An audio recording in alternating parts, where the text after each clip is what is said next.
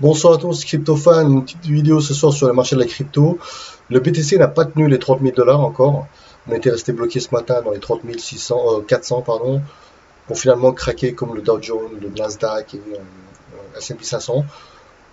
28 887,45, presque bon, moins 4%. L'Ethereum également a dévissé, presque moins 4% également, n'a pas tenu les 2000 dollars, 1935,11. Alors, XRP 40 centimes, pareil à DUC, Solana 48 dollars.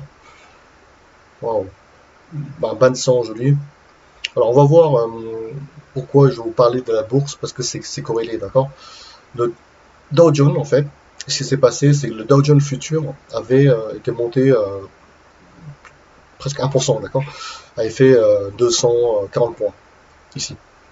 Et donc à l'ouverture de Wall Street, ça n'a pas tenu en fait. Ça c'est resté. Y a, le Dow Jones a tenté de monter. Ça n'a pas tenu. Pour finalement, là, on chuter à moins 509 points. On est passé dans le rouge, presque 2%. Le Nasdaq également a dévissé de 2,53%, moins 288 points. Le VIX qui a explosé dans les 10%, la liste de la peur. Et le basket dollar index, en fait, pour l'instant, n'a pas trop bougé, plus 0,42%. Alors, je vais vous montrer le graphique. Alors, qu'est-ce qui s'est passé? Alors, pour le Wall Street, Dow Jones. Alors, le problème de la bourse, vous voyez, dans ce type de marché, il n'est pas si compliqué en fait euh, de, de voir la direction. Vous savez que la tendance générale est baissier, bearish en anglais, et donc historiquement, les gens en fait qui font du trading, ils shortent en fait, ils vendent à découvert lorsque le marché euh, fait des rebonds techniques, d'accord. euh, le Dow Jones en fait, le futur avait monté dans les 200, presque 300 points ce matin, et donc un petit rebond, etc. Donc c'est remonté parce que une sorte de rebond technique, donc il n'y a pas vraiment de news pour finalement après à l'ouverture ça a chuté. Ça a commencé à shorter petit à petit. Il y avait une lutte en fait. C'était down, c'était up, down, donc il y avait une lutte. Donc le Dow Jones était resté bloqué à un moment donné, sideways, ils appellent ça. Ça cherchait la direction et pour finalement craquer, c'était resté bloqué comme ça. Et ça a craqué, boum, ici. Point de pivot. 31 300, d'accord.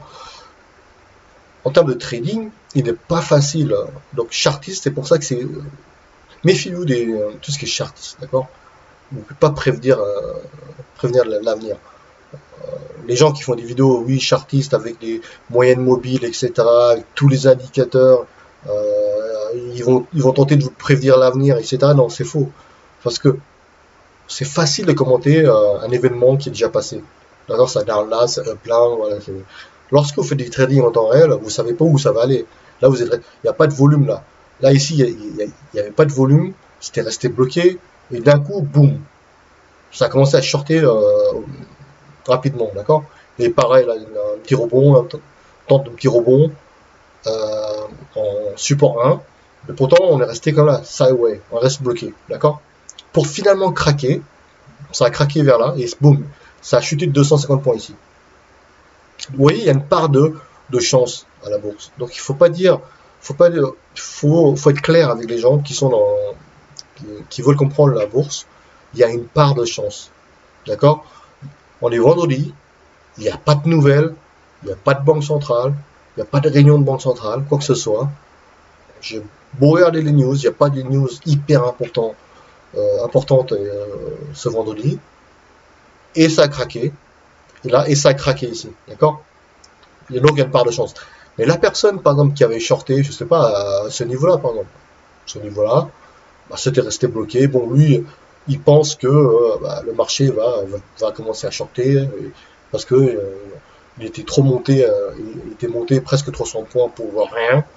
le Dow Jones futur, il a tenté un short, coup de bol, ça a chuté. Au pivot en plus, après, d'accord. Il a shorté peut-être vers là. Il arrive ici. Il s'est dit, merde, le marché tente de remonter. Hop, après ça bloque, il tente de remonter. Soit il prend son gain là, comme je pense qu'il y a pas mal de traders qui ont pris leur gain ici, parce que des fois, si vous prenez pas de gain là, il fait un V, hop, il repart à la hausse, et vous retrouvez flat, un gain à zéro. Et c'est déjà arrivé, hein. Comme c'est algorithmique, c'est robotique, le marché fait un coup de V et vous vous retrouvez à zéro. Là, bon, la chance, coup de bol, ça s'appelle coup de bol. Le marché reste sideway, cherche la direction, et finalement, coup de bol, ça a craqué ici. D'accord? C'est pour ça que le trading, quoi qu'on puisse dire, il y a une part de chance. Il y a une part de chance, franchement. D'accord? Soit vous êtes dans le bon train, soit vous n'êtes pas dans le bon train. Là si vous avez gardé la position short qui niveau là, coup de bol, vous avez chopé 250 points au plus bas. Voilà. Mais il faut le dire, c'est pas une chance sur deux la bourse, c'est beaucoup plus compliqué. Et d'après les statistiques de l'AMF, il y a 75% de gens qui perdent à la bourse. D'accord? Soit ils font trop d'effets de levier, leur capital rincé partent en fumée lorsqu'ils ne sont pas dans la bonne direction. Donc faites attention quand vous jouez à la bourse. Il y a beaucoup de manipulations également algorithmiques qui cassent les stop loss, etc. Et des fois, si vous ne prenez pas votre gain, ça fait un V et ça repart et vous vous retrouvez à zéro, un gain à zéro, d'accord? C'est pour ça que je veux montrer que la bourse, il y a une part vraiment de chance ici. Il ne faut pas croire, oui, moyenne mobile, RSI. Il y a des gens qui mettent 50 000 indicateurs avec Fibonacci, ouais, c'est le meilleur indicateur. Il n'y a pas de meilleur indicateur. C'est comme le nom l'indique, c'est juste un indicateur. Ça ne veut rien dire. Ça aide, mais c'est pas une science exacte. Donc, il y a des gens qui mettent 10 000 indicateurs. Ils ont l'écran rempli d'indicateurs. C'est complètement du n'importe quoi. Vous n'avez pas besoin de 10 000 indicateurs. Parce que c'est pas un conseil d'investissement. Je le répète.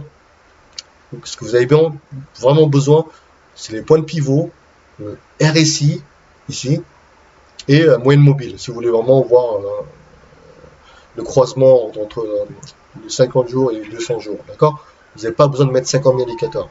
Après, comme je répète, il faut écouter les news qui peuvent impacter comme à la hausse comme à la baisse, mais il y a une part de chance également, d'accord? Comme aujourd'hui, il n'y avait pas de nouvelles, short, ça a baissé, une pression à la baisse, parce que le marché est baissier, d'accord? Comme on sait que le marché est baissier, on a beaucoup plus de visibilité maintenant pour faire du trading.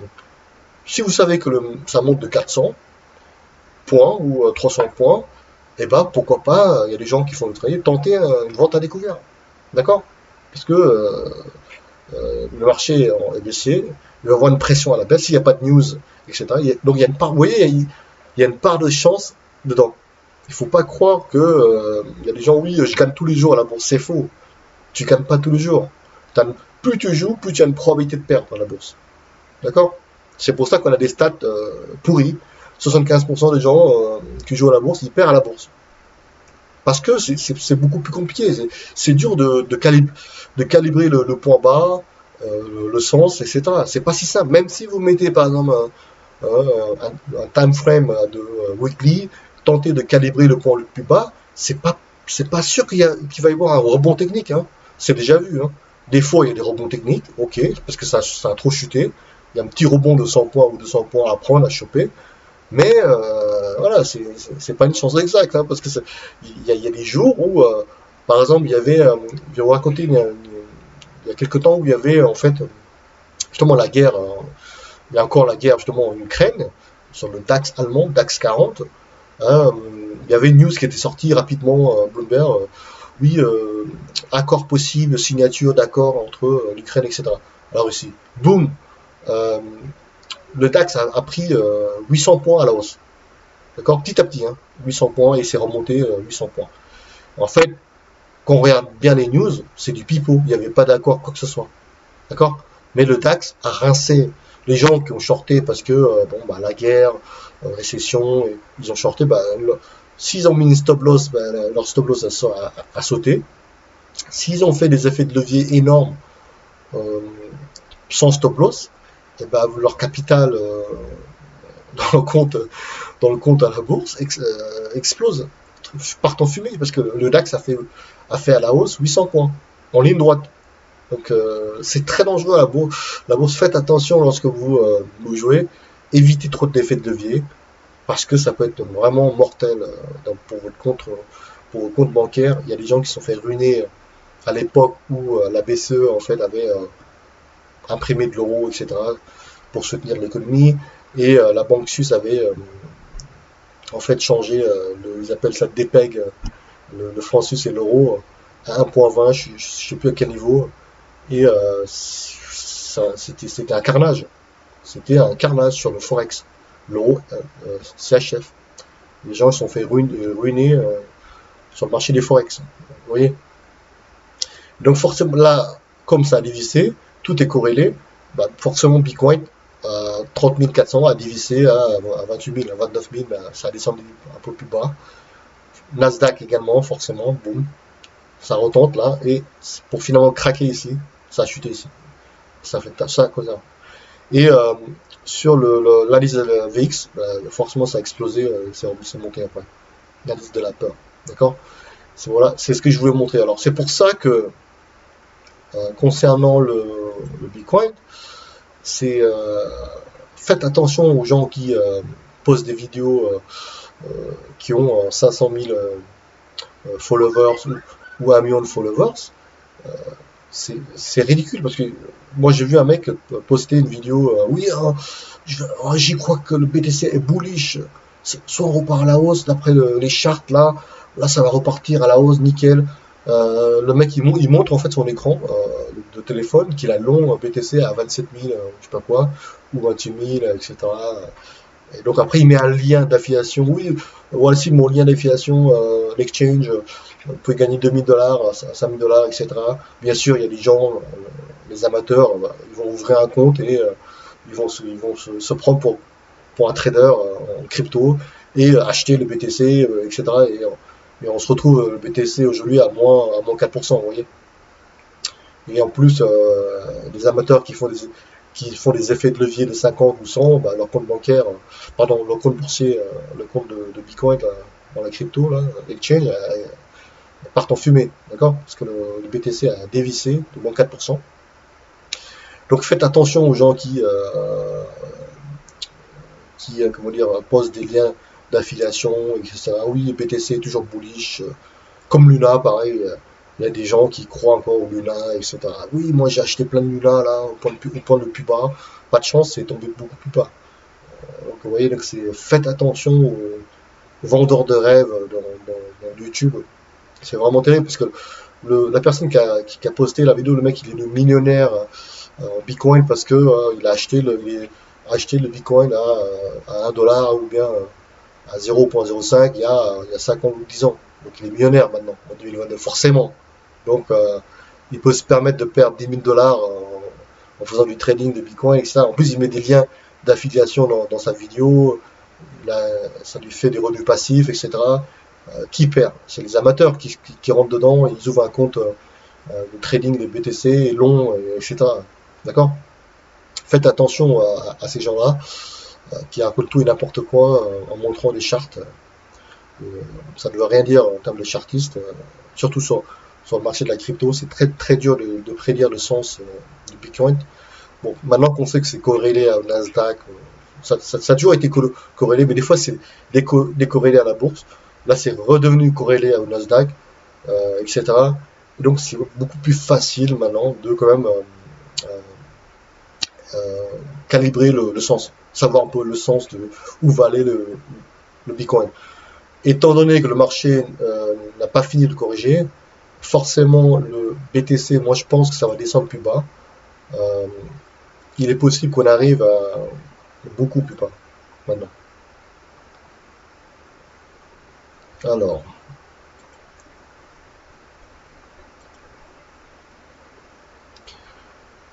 donc vous voyez là, on est arrivé, on est dans les 28 900, on a cassé les 30 000, d'accord.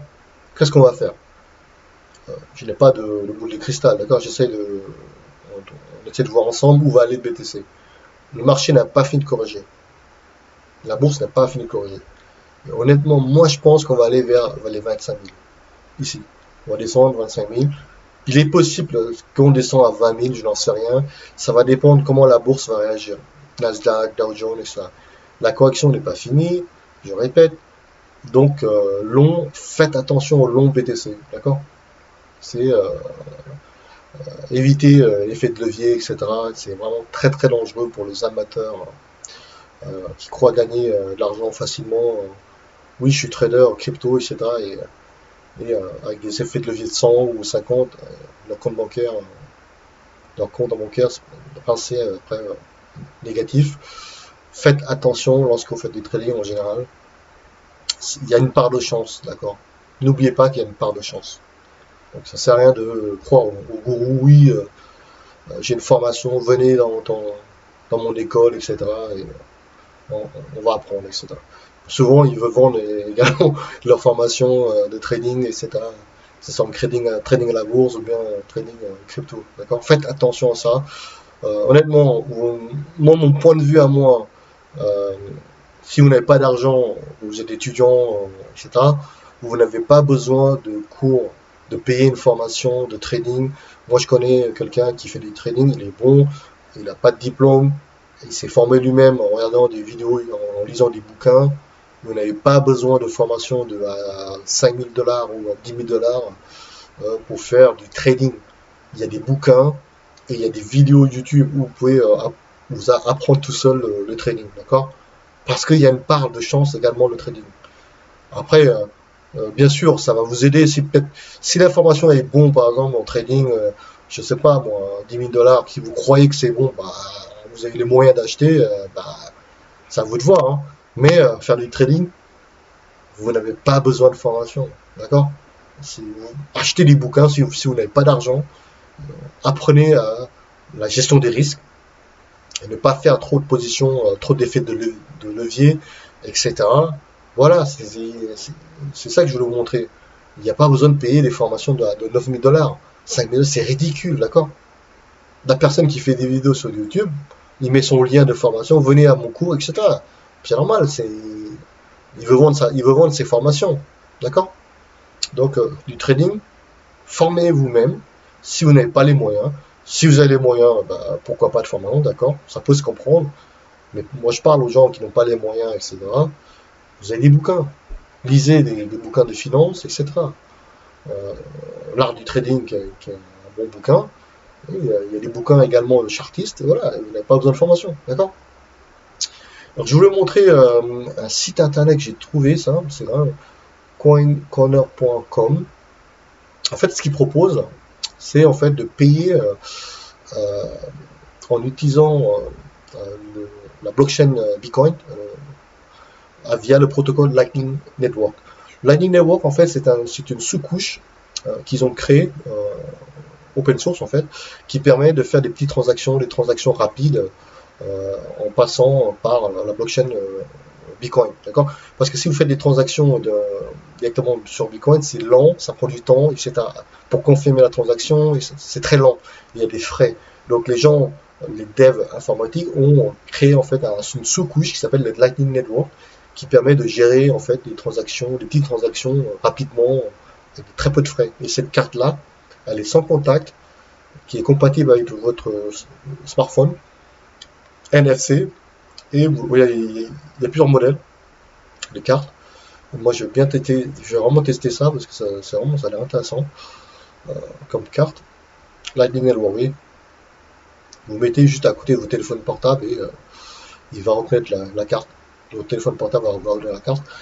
Également, où ils font également du staking. Ça, c'est à tester, hein. Faites votre recherche également sur cette carte. Je vais peut-être la commander pour tester. Également, par contre, pour avoir la carte, il faudra payer en Bitcoin. D'accord? En fait, vous installez leur application. Vous mettez par exemple, je sais pas moi, 10 euros, 20 euros, et la carte ne coûte pas cher, elle coûte dans les 2 euros, vraiment pas cher.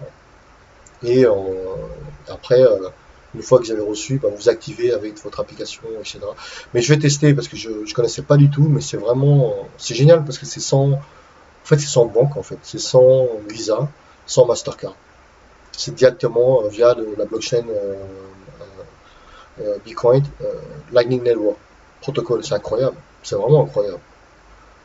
En plus, il y a du cashback également.